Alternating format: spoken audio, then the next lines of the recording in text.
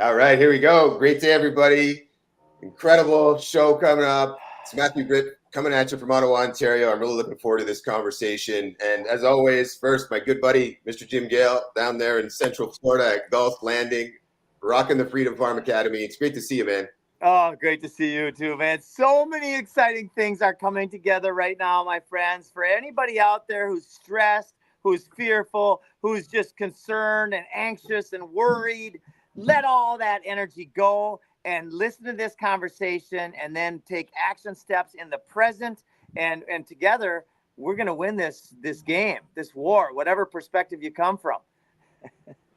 Cool. Yeah, Matthew, I didn't realize you were a fellow Canuck. You're up there in Ontario or in Ottawa. I am. Yeah. Are you in Canada too? No, I'm not. I'm in Virginia now. About 40 some years ago, no, almost 50 years ago, I learned there was a place that had no winter. I moved south, but I was born and raised in Hamilton. Good idea. I got out of Dodge. I should move to South Florida, and then realized after a few years there, in the winters especially, only the rat wins the rat race, and it was time to get out of South Florida. So I'm in Virginia now. Nice. We have a teaching center in the Ozarks in southern Missouri. That's our home base, but at this point, my wife and I are living here in Virginia. Well, let's dive right in, Dr. Michael Ryce. Why don't you first start off by telling everybody a little bit about you and what amazing things you're doing to change the world right now? Well, actually, I'm doing more to change myself than the world. That seems to be the focal point that really allows the energy to move into the world, since we're not separate from the world. But I've spent the last 45 years as working with first century Aramaic language, which is the root language, interestingly enough, of 5 of the world's major religions. And it's not a religious language. It's a language, when I first ran into it, my original work was in the field of electronics with a side study in physics. And when I first ran into the Aramaic language, what clicked in my brain is, this is physics, this is physiology. And, I had been into naturopathic medicine, and that's one of my doctorates. And the idea of this being an energy system, the body being an energy system, emotions being energy, that, there's only one thing in the universe, it's energy.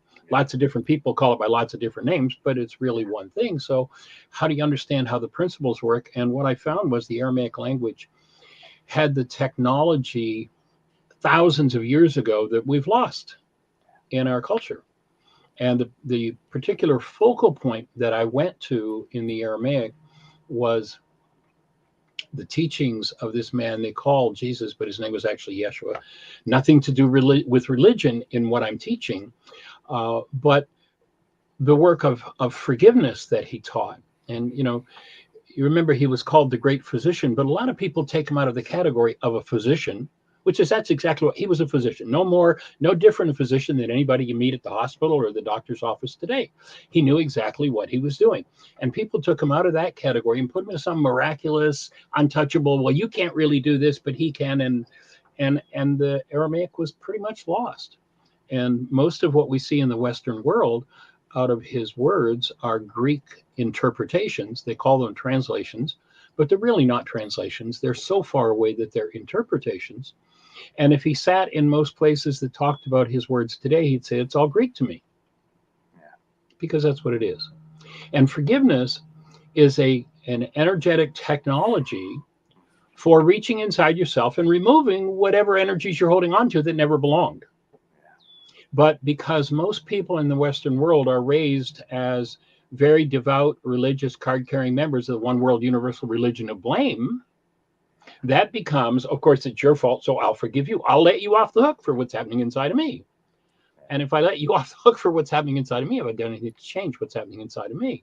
So he had a specific technology with which he knew how to show people a way to collapse the constructs of their mind, collapse their perceptual constructs, drop into that which they've been hiding from themselves, the generational pain, drama, and trauma, and clean that pain, drama, and trauma out.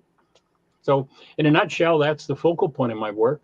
We have a teaching center in the Ozarks in southern Missouri, a place called Heartland, We've actually been closed since 2019, and I've shifted over into doing one-on-one personal intensives with people. But we had that center for about 35 years. And one of the things that we did is we had gardens. And when people came to study with me, we did a total fresh and raw dietary regimen. Nothing was cooked. Everything was as close to the ground as possible. It was fresh and raw. And we would teach people how to prepare that food. And so that was always a foundation point. We had gardens at Heartland, although I never personally got my hands in the garden. About 5 years ago, almost 6 years ago now, my wife's father became ill. He was in his 90s and got to the point where he couldn't live on his own anymore. My wife and I had traveled together for decades, and basically we traveled 6 to 10 months of the year. Anywhere in the globe, we were invited. We did our workshops free. We paid our own expenses. And basically, when he got sick, we decided that instead of him going into a nursing home, we'd stop traveling. We came here to Virginia, where he lived, moved in with him so he could stay in his own home. And that when we got here, there were about 100 square feet of flower gardens in front of the house. Well, we started working in that arena, and we're now up to just over 5,000 square feet of garden space on the property, eradicating toxic lawns and replacing that with native species gardens. Working on taking care of the native bees, not the honeybees, but native bees and critters. When we first came, our 2 bird feeders, we'd fill them about once a week, and now we can fill them more than once a day. The bird populations increased that much, and so we got a little corner here. It's not a big space, but we're working on putting out. We do a radio show 5 days a week called Mind Shifters Radio, and on that we talk about you can't grow food on dirt. You've got to have soil. And here's what soil is. Most people don't even know what it is. They think dirt is soil, and here's how you make it. And here's how you grow food on it. And if you don't have that as your foundation, then you don't have health. I don't care what you do. You don't have health. If you don't have forgiveness, if you've never faced the generational patterns of rage and guilt and fear and drama and trauma that are produced from within you, then you can't have health, because those energies are energies that, if you think of this body-mind unit as an energy system, hostility and fear are energies that are off the mark for the system. They don't belong in the system. And the mind functions through every cell in the body. So wherever hostility or fear is stored in what we call the body, that part of the energy system, that part of the energy system is going to be sick. It's going to be diseased, dis-ease. There's an energy there that doesn't belong. Not an entity out there to get us, disease coming to get us, but rather when we hold energies that don't belong, refuse to forgive, don't know how to forgive, don't know how to even access our own unconscious dynamics, then we're stuck in those disease states. So basically, what I've worked to do in the last 50 years is bring together a holistic picture of what do you need to do to step into wholeness and well-being. And it starts from the ground up. So the earth is part of it. And then when I ran into what you guys were doing, it's like, well, this sounds like we're just right in the same ballpark. And I wonder what I can learn. I wonder what I can share. And here we are, just a short time later. So I love it. Yeah, so I'm glad you're here. I love this topic because really, like you said, internal, external, it's all really one. We are one. We're an energy field, and we're represented as different illusions of separation, right? The ego edging God out, or the illusion of separation from the creator, the energy field, whatever you want to call it, right? And sometimes naming it will then turn a bunch of people away because we just named it and they don't believe in that name.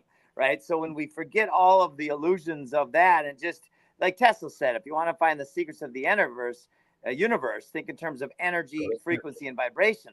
But I like to point out that there's one word I believe misplaced in that statement, and that's the word think. Right. If you want to experience the magic of the creator, of God, of the universe, then feel it. Do you agree with that? Mm-hmm, mm-hmm. Yeah, got to be. Well, one of my favorite tongue-in-cheek lines in my workshops is, in order to be really whole and heal, you got to be out of your mind. Yes. And we live in this little perceptual box.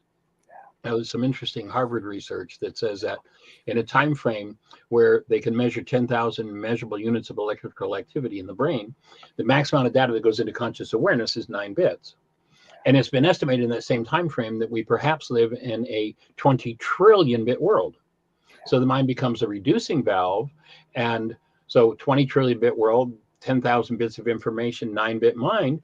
And if something is resonated in our structure that brings forward some form of hostility or fear, and you don't know how to collapse that hostility or fear, you can't access the underlying dynamic to remove it from your structure, to get free of it. So we live in illusions. We live in constructs of the mind that are specifically designed to make sure we never experience the actuality of that in which we were created. Yeah, I love it. So every belief system, every judgment becomes a filter and a limiting structure. And it becomes literally the content. Many people think they see what's going, oh, I saw that happen. That's one of the biggest lies that's ever occurred. Nobody has ever seen anything through their eyes. That's a fraud. An eye, I'm going back to my physics work now. An eye is an antenna. It brings in certain frequencies of light. Those frequencies of light are brought into the eye. It's a one-way valve. You can't see out of it.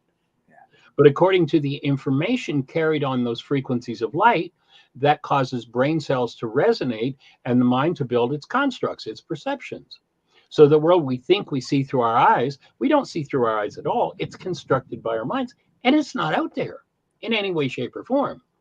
And until you collapse it, you really believe that, well, I was told this, and that. That was my upbringing, and so that's the world I see. But the world most people think they see out there, they have no idea is a world that's inside of them. And until they start applying to forgiveness to the errant dynamics in their own minds, they will massage everything that moves in them into looking like what they've been brainwashed into believing is true. And again, the by the age of 4, my take is that virtually everybody in the Western world has been brainwashed into becoming card-carrying members of the one world religion of blame. It's all somebody else's fault. And people go into resistance when you ask them to be responsible. Interesting, in the Aramaic language, the word Satan has got nothing to do with the dude with the red suited tail and a pitchfork. The word Satan means the resistor, one who misleads. Now, you look at the average person in trauma, maybe it's somebody I've known for 20 years. I say, well, I noticed that trauma you're talking about. I heard you talking about that about 3 years ago, and then about 8 or 9. And then when I first met you, you were talking. Did you ever think that maybe you're involved in your life and that might be something to do with you? And what do most people do? First, they hold their breath, shut down their connection directly to source, and they go into resistance. Oh, no, that's not true. Let me tell you what's really true and what they did to me. That's exactly what Satan means in Aramaic. The resistor, one who misleads. Yeah. And most people in our culture are trapped, quite literally, in Satan. Yeah. Oh, in the Aramaic sense of Satan. Yeah. Which also means adversary, right? It's also defined as adversary. Yes. Yeah. And it's because it's everything that comes from that state of resistance, which literally is physiological. And perceptual, everything that comes from it is out of that state of resistance, out of that state of don't make me look. Yeah. And so our own minds become adversarial to the truth. Yeah. And there, I often reference a book called Molecules of Emotion. Yes. Okay. Yeah. I love it. Candace Pert, MIT. I knew Candace. Oh, did you really? Oh, what an amazing. She was amazing. Yeah. When she left, I was very shocked. I was saddened and shocked when she disappeared. Really? And why is that? Was it a particular way or? No, just it surprised me. She was I don't remember exactly now, but she was a relatively young woman. Mm-hmm. And I had just seen her about maybe 8 months earlier. Not that I was personal friends with her, but we knew each other. We knew of each other's work, and I love her book. Yeah. It was just kind of a shock that she had left. Yeah. Amazing. She's given the world a great gift with her insights, and that book is about how. Can you explain that? I've explained it several times, but I'd love to hear it from from your words, how that works. Well, she was a researcher that was head of brain bio research at the National Mental Institute of Health. And what she discovered was that and it ties in actually with another cell biologist, Bruce Lipton, Yes, I love Bruce. that when we take an energy into our structure in the form of thought, that thought literally becomes a molecule in our structure. I mean, all of a sudden, something that is not physical, not that there is any physical, but on the level where we believe in physical, that isn't there, we think a thought and a molecule shows up, an actual neuropeptide. And that neuropeptide circulates around in our structure until it finds a cell with a receptor site that matches. It lands on the cell. And my take, Bruce Lipton would say that the cell replicates it. I don't think it does. If we were looking, if this were the cell, let me get my camera here. If this, my hand were the cell and the neuropeptide lands on it, if we were inside the cell watching, what we would see is what we call chemistry coming into the cell as the neuropeptide inserts itself. If this is a dis-ease thought, if this is out of harmony with the truth of who we are as love, something based in hostility or fear, then the dis-ease chemistry becomes physiological. If you go to the opening words in the book of John, where we're told it says, in the beginning was the Word, and the Word became flesh, it doesn't say that in Aramaic. What it says is, in the beginning was the mind energy, and the mind energy became flesh. Wow. We think of thought, it literally becomes it literally becomes chemistry in our cell. And so if there's a disease process going on, if we can't understand, if we can't and don't have the technology for bypassing the constructs of the mind that keep us in resistance, find the physiological resistance, soften the physiological resistance, breathe into it, and remove what doesn't belong, then we're going to pass that on to the next generation, the next. You know, you look at that story of the Jews wandering in the desert for 40 years. Now, this is obviously a pretty bright group of people. They've written some great stuff about astronomy, and we're expected to believe that they got lost in a 35 square mile hot sandy place for 40 years. I mean, does that make any sense? No. The word desert there is a code word for the unconscious. Most people are about 40 before they look around and go, you know, maybe, you know, I've been through this 87 different times with 42 different people. Maybe I'm involved in my life. And they start to wake up. They come out of the unconscious state. And if you read that metaphor, that story about the desert, you'll notice that what they said had to happen to get out of the desert and move into the promised land, which is nothing more than being a conscious co-creator of your life. What had to happen is the whole generation had to die off. That doesn't mean everybody in old physical bodies has to physically die. The root of the word generation is genari. It means cause. All of the causes held in the mind, which is in the cellular structure, passed on from generation to generation, had to be faced and forgiven, removed. You must forgive from your heart the wrongs of your brother isn't a bleeding heart statement.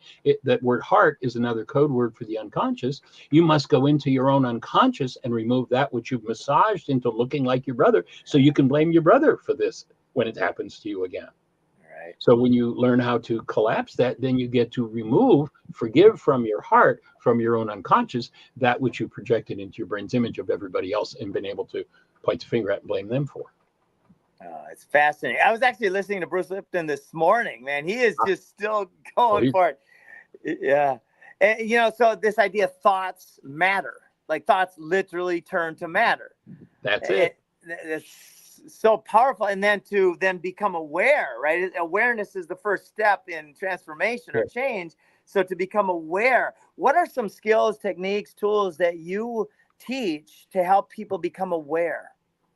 Well, first of all, you know, what is the matter? It's the mind.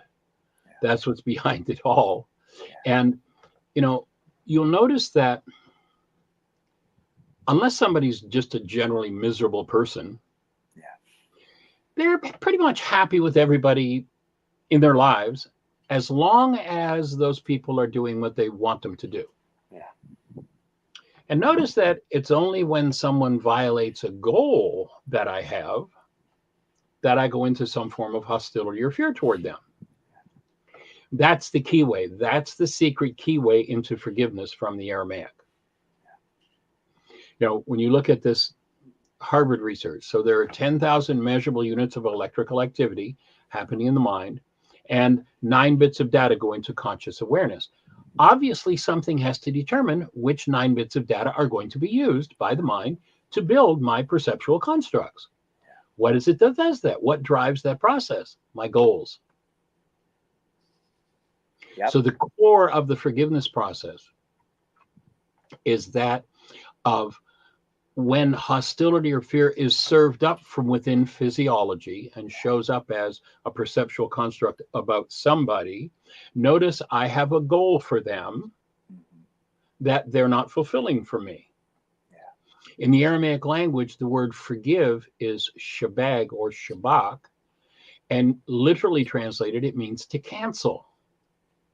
So if I have a goal for Bill to pay me the money he owes me, and I'm enraged about Bill, he causes me all this rage because he never paid me. If I'll stop and recognize that I have a goal, and obviously there's some rage in the so to speak file in my mind on money, and I put it into my brain's image of Bill, like I did Harry a few years ago, and like I did Hortense 30 years ago when she didn't pay me what she owed me. When I recognize that there's a goal causing my mind to utilize the part of me that's based in this rage, and I cancel the goal, the construct my mind has made out toward or what I think is about Bill, that construct collapses. When it collapses, if I'll take a breath and just listen, that construct collapses into its own footprint. And I can now access my own unconscious dynamics. It collapses the function of carbon-based memory. It literally is a miniature near-death experience.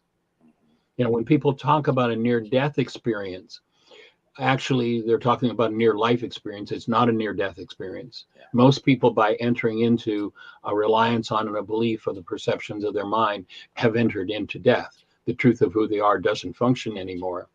And if clinical death occurs, in other words, carbon-based memory and its constructs shut down, then one gets to experience themselves free of the constructs of hostility, fear, rage, guilt, drama, and trauma, because all of those things are energies generated by the mind. They're not actual in the world in any way, shape, or form.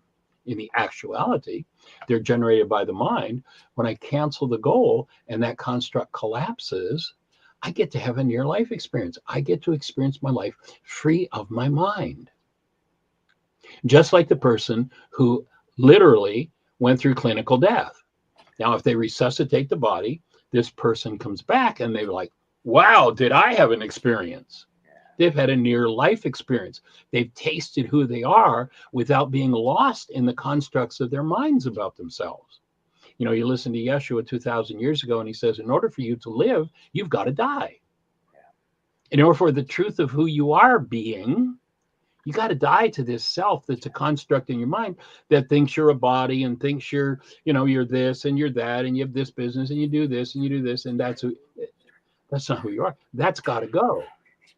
And so I don't recommend people go out and chase a near-death experience to step into that. But every time you engage in first century Aramaic forgiveness, you have a miniature near-death experience, near-life experience, where you get to taste. Now, the mind is really fast, and it'll come up with its next objection really quickly. But if one enters into the practice, then they spend more and more and more time experiencing themselves as their actual nature, which is that of conscious, active, present love. And that includes all of us. I don't care who it is. Human life is love. That's it. Human life, best definition I've been able to come up with is human life is love flowing through a cell. If we don't have that happening, we don't have a human life. And just because somebody's got a human form doesn't mean there's a human life active in there. But there's a human life in there. And if we can activate it, the whole focus of my work over the last 50 years has been to support people in experiencing themselves as who they are without reference to their minds, being able to collapse their minds. Have you studied Dr. David Hawkins, The Power versus Force? I have not. I have some friends. I'm familiar with his book. Okay. I have some friends out in California that worked with it. Actually, the manuscript it's called the Kouboris manuscript. I'm the director of the foundation that is translating that manuscript. There was a group in California that did a test on it. Their scale is 1 to 1,000, and they came up with a number that the manuscript measured at 980. And when they measured my book, why is this happening to me again? They said the book was 920.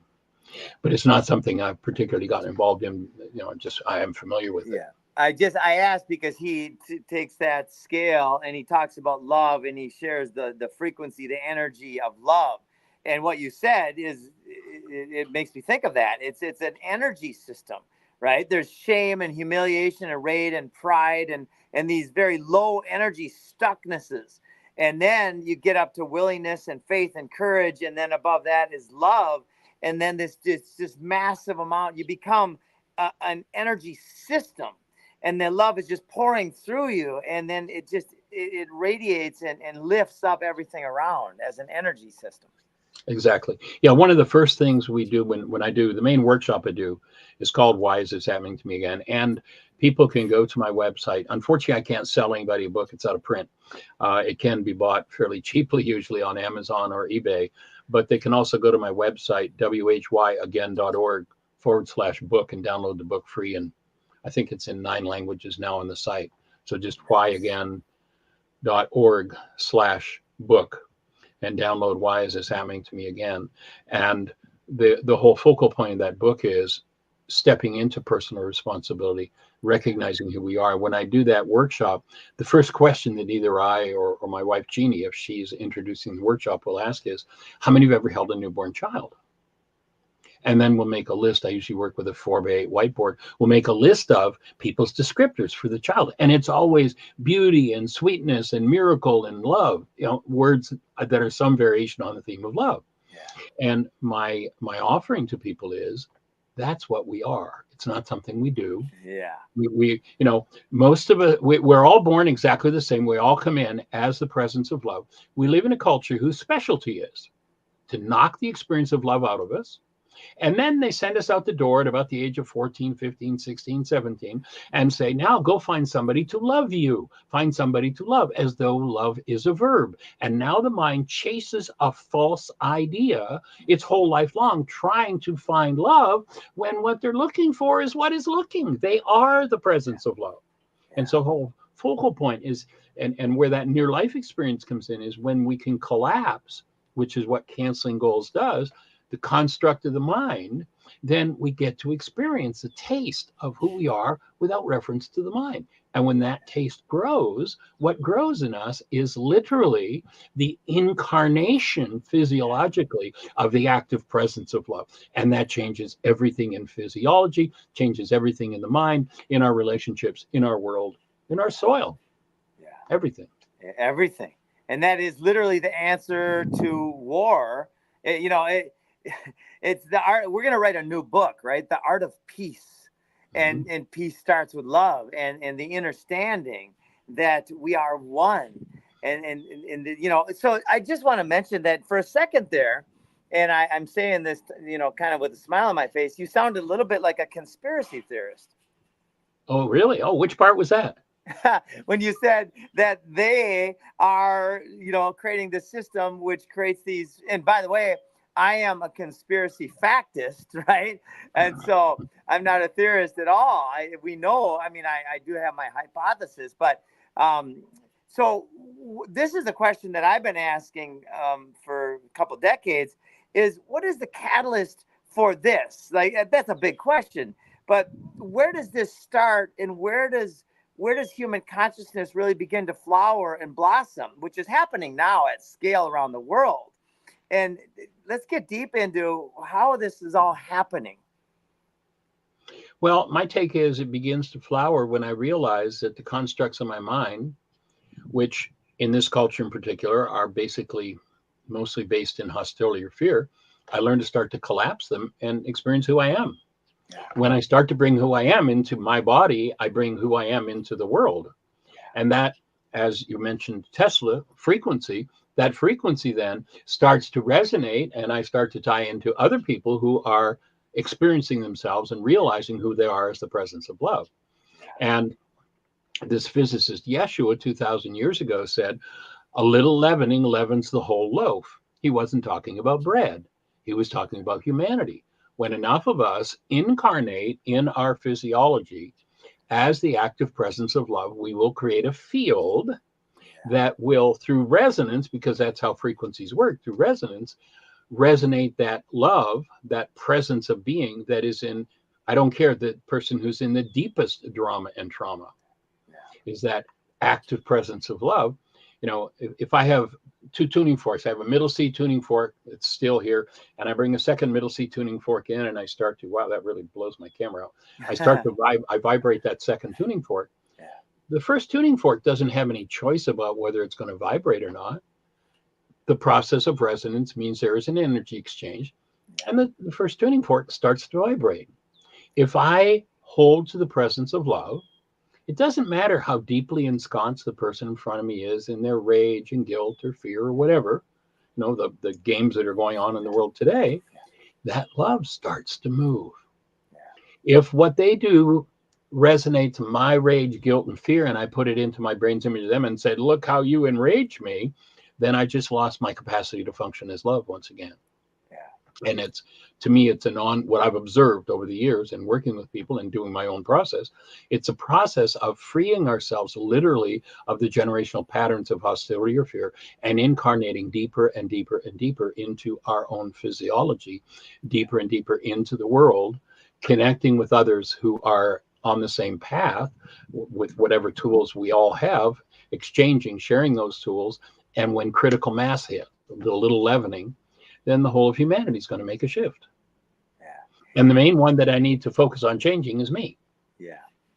That's the key. The whole game, the whole process depends on each one of us coming forward as the active presence of love. And when we can't, recognizing we have work to do, we've got to come out of denial. I couldn't agree more. And that it's for everybody listening. All of the solutions to all the world's biggest problems, forget all that. Heal yourself, and then that is exponential. I recently wrote an article on the whole situation that's happening in the Middle East on the healing process, and you know, they're looking for conflict resolution. Well, that's nice, but conflict resolution, I mean, that's been going on forever. That's not going to change anything. What's going to change is when the individuals involved, instead of we have a conflict, let's fix the conflict. Here we are in the one world religion of blame, thinking the conflict is the problem. No, let's heal ourselves and show up to the negotiating table as the presence of love. When people start doing that, the conflicts will melt and dissolve, because conflicts are nothing but a product of the mind. And that needs to be collapsed. And, you know, one of the things we have, literally the world's only forgiveness app. If anyone's interested in doing the forgiveness work that we teach, the app's free. It's totally, we specifically designed it because when people step into their forgiveness work, they get into some pretty private, deep stuff. So the app is totally private. When people download it, it only asks for one permission, and that is the ability to access the internet in order to operate. And at the end of doing the forgiveness process, there's a worksheet that the app guides people through. You can print that worksheet, and if you choose to print it, then it's going to ask for permission to save it. But otherwise, we don't ask for, you know, dial your phone, access your content, none of that. They're the only two permissions involved. And you can do the whole forgiveness process right there in the app, and built into it on each page of the app is a place for questions. Somebody's doing a step in the worksheet process. We've got a reality management worksheet. Somebody's doing a step and has a question. Geez, I don't know what this means. So there's a button, click it, write your question, hit send. My wife will receive it. The next radio show, which is no more ever than 3 days away, the next radio show we do 5 days a week from 1 till 2 o'clock, we'll answer that question. And the answer will be in our archives. We send a link back to that person so they've got an answer to their question. So there's always support for understanding the process and how to engage in collapsing the constructs of the mind based in hostility or fear and replacing them with active present love, incarnating as love in our forms. And doing things like when somebody is in that game of denial, and let's say, for instance, you try to serve them up something like a gorgeous, colorful sprout salad, what are they going to do? Get that away from me. If I take in all that vitality, I'm not going to be able to hide this pain from myself and blame somebody else. What are you trying to do to me? once somebody steps into healing mode, then they're going to start throwing away the caffeine, the sugar, the nicotine, the junk food, the drugs, the alcohol. They're going to start throwing those things away, and they're going to be attracted to that which vitalizes and strengthens them, because you can't process through an issue from your own life or your bloodline. You can't process through an issue that is of a higher level of toxicity than the level of vitality that you have, because the body-mind unit has this built-in suppress mechanism. If I have a level 7 toxin, but I'm only at a level 5 vitality, my system will never, I can say, oh, I want to work through this rage. I want to get rid of this rage. I want to heal this rage. I want to deal with this rage. But I'm only at a level 5 vitality and my rage is a level 7 toxicity. If I open that up, literally, it could physiologically kill me. There's a built-in suppress mechanism. Not going to happen. But when I eat that sprout salad, when I connect with another being and vitalize them and they vitalize me, all of a sudden, I get to that level 7.5 vitality. Now, this is one of the most difficult parts of the process, because when I get to that level 7.5, man, I've been doing all the right things. I feel so great. I am on top of the world. I go to bed at night and I am flying higher than a kite. And then I get up in the morning and I wonder why I'm lower than a snake's belly. And there's all this trauma going on. What did I do wrong? No, you didn't do anything wrong. You're right on track. You just hit a new level of vitality, and now your mind can serve up to you the next level of what you need to heal. So understanding the healing process is a really key part of doing that, and being willing to keep going for what vitalizes, what strengthens. There's an interesting story in the scriptures that talks about this. And there's this woman who has this 12-year issue of blood. Now, in that culture, a woman is the homemaker. This woman can't even, for 12 years, hasn't been able to go into her own kitchen because she's considered unclean. She can't even prepare food for her family. I mean, this is a really tragic situation for this woman. And what does she say? She says, I need to touch the hem of his garment. It wasn't about touching a piece of cloth. What she was saying is, I need to find someone with a higher level of vitality than I have, so that I can touch into that vitality and be supported, get my vitality up so I can process through whatever this is. And minutes later, her 12-year issue of blood is gone. And of course, the people who want to put it on him say, oh, look what he did. He did. No, it was her. She's the one who did the work. And each one of us have to take on and do our own work. And without understanding, there are a lot of pitfalls. And so the idea of what I've been working with for the last 50 years, particularly the 44 or so that I've been working out of the Aramaic, is showing people how to get to that gateway, how to get to that place, and understand the pitfalls that are going to come. Like, gee, I'm doing everything right and everything's wonderful and I'm on top of the world. And the next morning I am in the worst emotional, mental, conflict-ridden state I've ever been in. Well, that's part of the healing process. If you don't know that, you're in big trouble. Because what will happen to the person who gets up in the morning, if let's say their addiction was rage, and they get up in the morning and get that, then they're going to go off raging. Or if they're alcoholic, they're going to go off, oh, all I need is a drink. I need to cover this up. As opposed to, no, I need another sprout salad to vitalize me and process through this energy. That is my disease. And we have to own our diseases in order to free ourselves from them. So again, it starts from the ground up. That's to me why the food aspect is so important, and people being able to grow their own foods. If you have a field where you spray 10 gallons of glyphosate on the field to make sure everything is sterile, that it's totally, completely dead, and then you plant seeds, there is no life in that soil. How are you going to get life into that food? It's a business model. It's a game.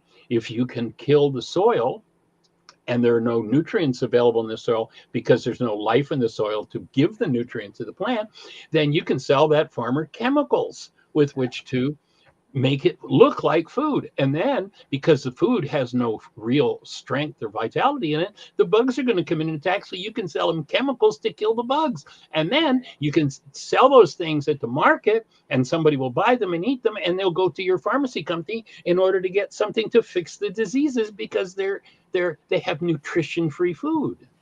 I mean, the whole system is so insane. And it's all... We need to be holy.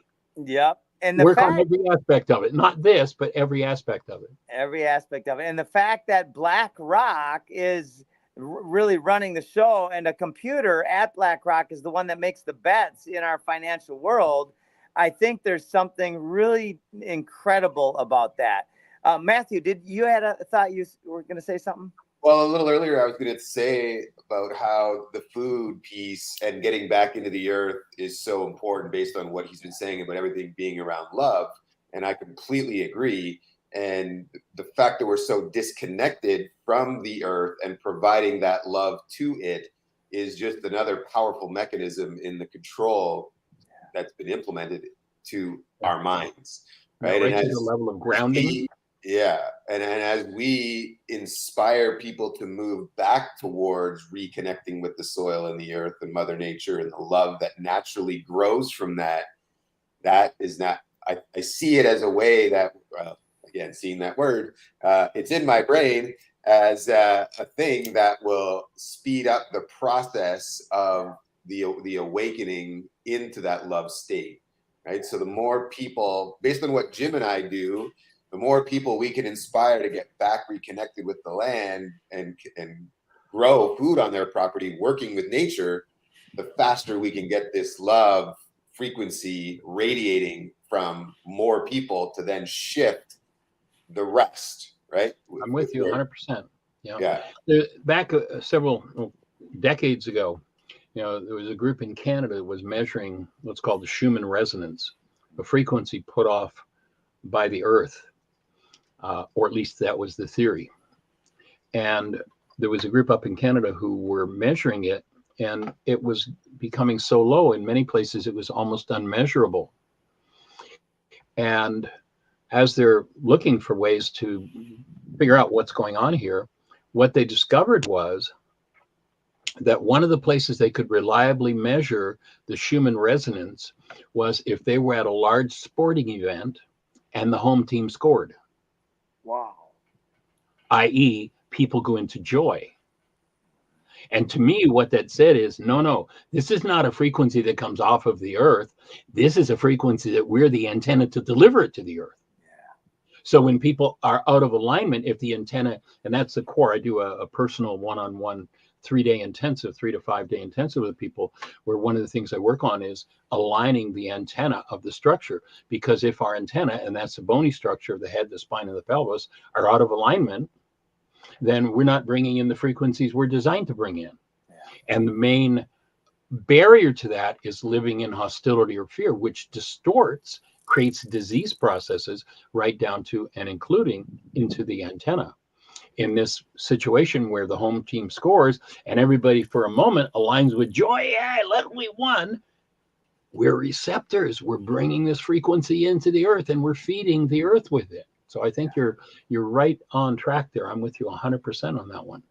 And that's what we're designed to do. But if we're out of alignment, if we've been physically, mentally, or emotionally traumatized and the antenna's out of alignment, then yeah. So we aren't fed.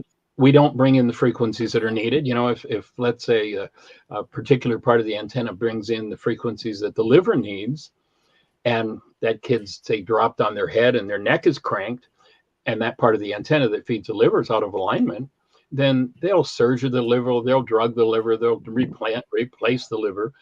But it's like a light bulb. If there's no energy coming into it, of course, it's not going to work. Doesn't matter how many times you replace it. And so bringing ourselves into alignment is a core piece of that puzzle. And that's the core of the quantum still point energy that I do as an intensive. That's fantastic. So earlier, too, you mentioned that a lot of times when people are starting to feel that stress, it's like detoxing, right? That energy. And they go through pain. And typically what we're taught to do is go to the doctor and get a suppressant. Get something to drug and mask the pain, the symptom. Shut it down. Yep. And David Hawkins, and he described one of his transitional moments or times when he said it was the most painful experience of his life. And I went through that about 2 years ago. And what I did, I don't ever, if I break my arm, I'll go to the doctor. I think mechanically they're fantastic. When it Yes. comes to pharmaceuticals, I think it's a travesty, and it's part of the reason the world is suffering. But anyway, I was feeling internally, doing a lot of meditation, a lot of stuff. I was eating better than I'd ever eaten in my life. And all of a sudden, I started getting sick. I started getting this incredible symptomatic, incredible. And I went through a weekend. It was the toughest weekend of my life, the most painful experience I've ever been through. And at the end of it, I was meditating. I was taking deep breaths, and I was using all my consciousness, all my awareness to go into it. And I saw this red ball of energy, and I just went into that energy, and I became aware at a cellular level that I was that energy. And as soon as I got to a certain point of connection with that energy, it just all went, and I was healed. Yeah. And it went like that.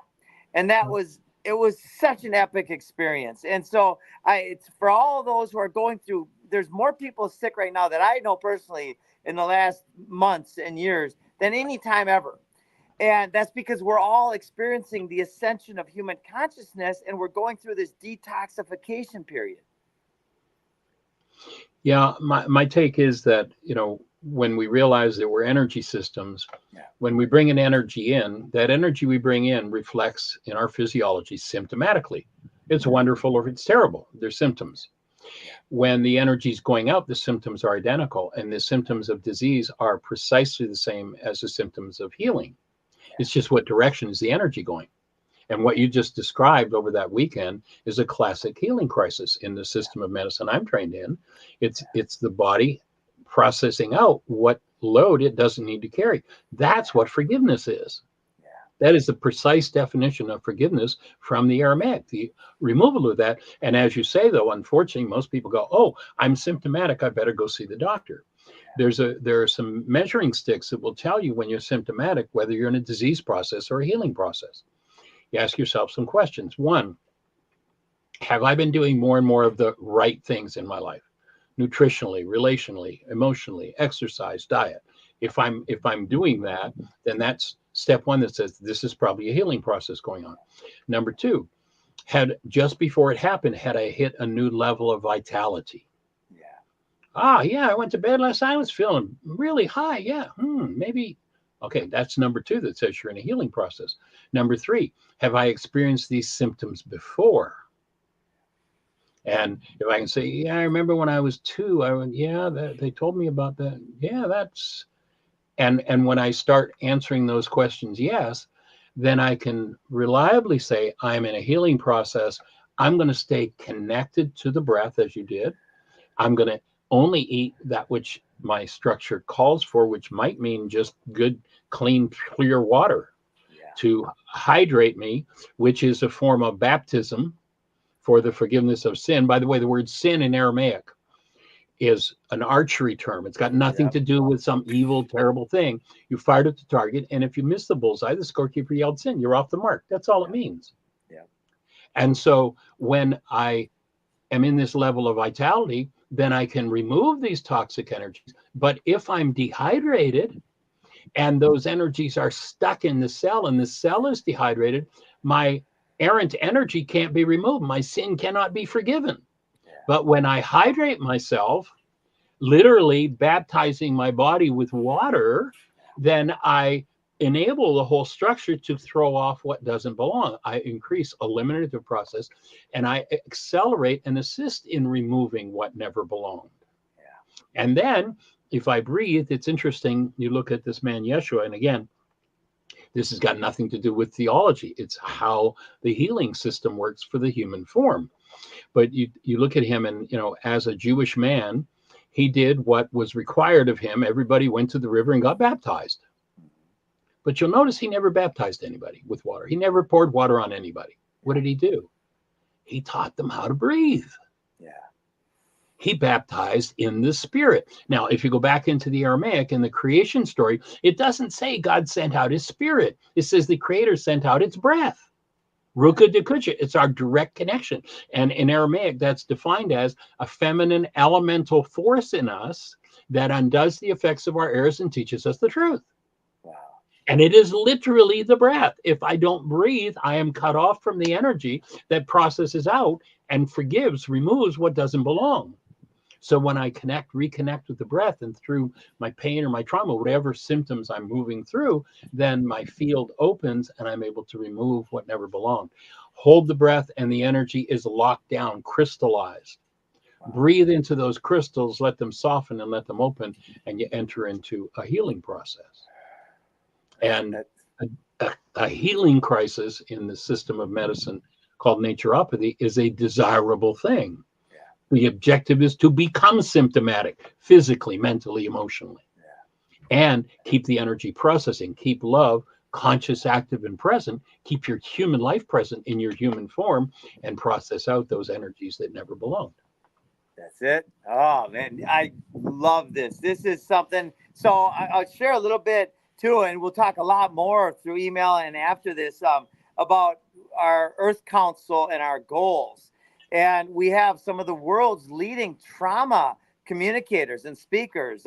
Theo Fleury, who was a six-time world champion in hockey, and he was raped many times as a young player, suffered great trauma. He is now on stages all over the world talking about how to overcome trauma. And I think he and you would make a great team. Your information, along with his speaking ability and his platform, I think would be incredible, and his information as well. Another guy, Dr. Andre Norman, he was 14 years in maximum security prison, 2 years in solitary confinement. And he got an epiphany in solitary that he was going to get out and go to Harvard. So he did. And now he's spent the last 20 some years as one of the world's leader in prison reform. And so he's now started. Yes.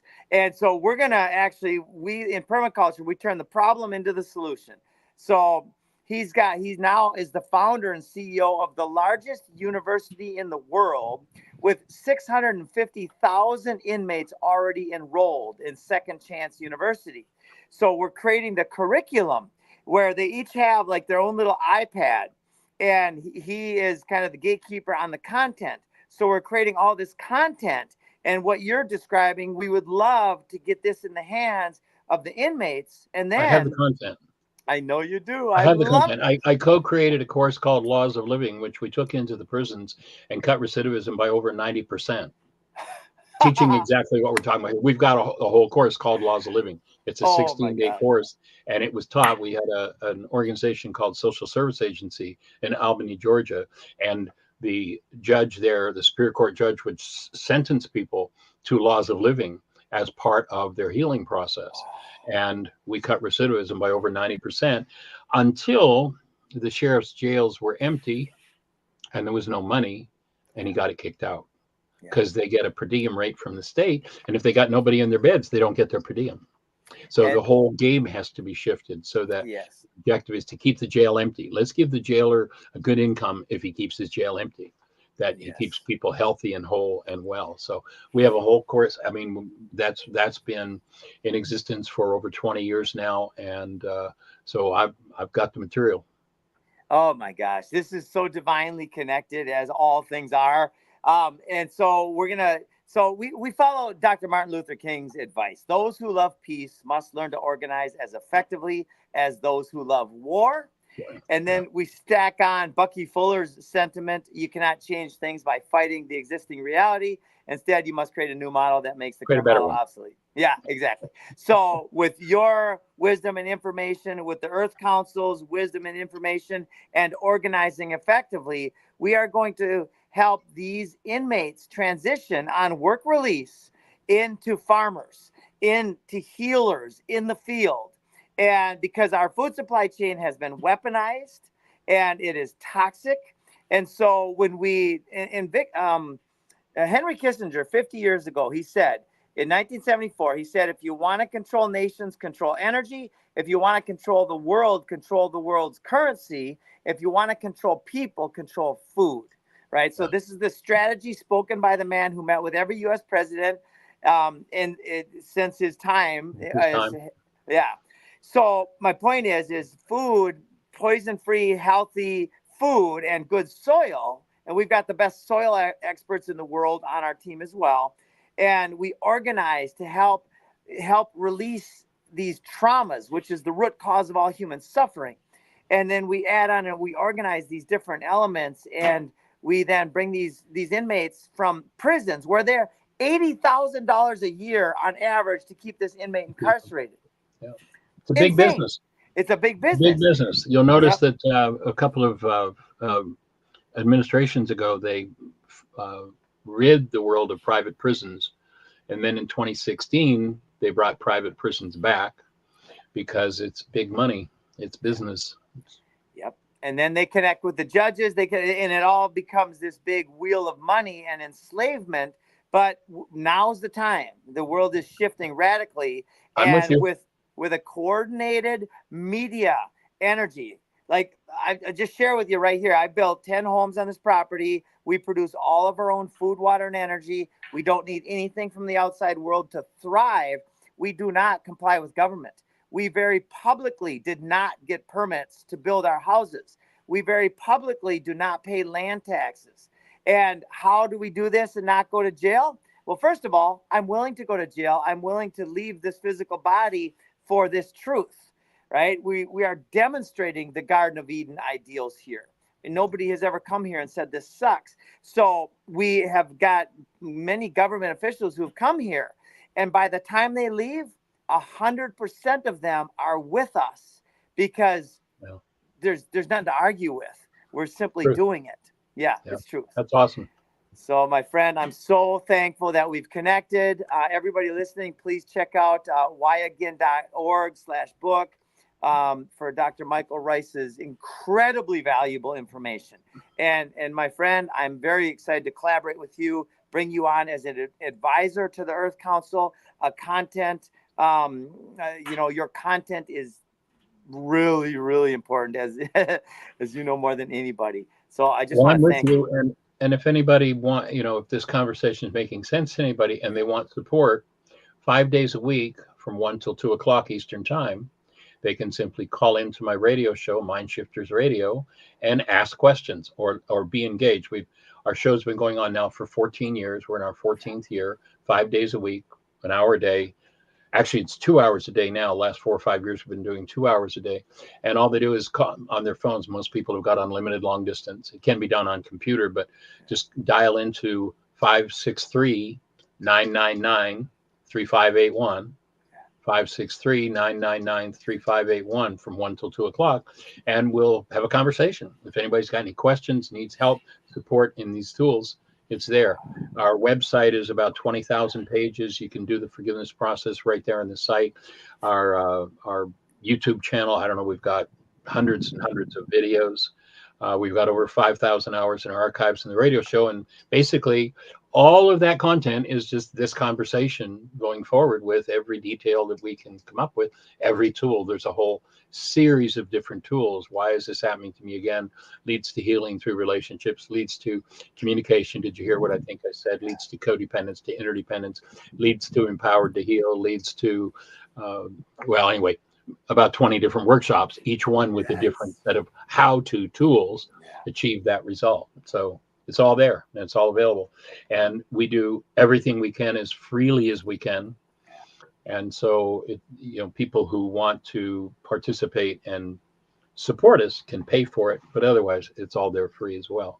Yeah. And then I do one-on-one. People come to Bristol, Virginia, and they get a hotel for 3 to 5 days, and I do one-on-one face-to-face work with them in what I call quantum still point.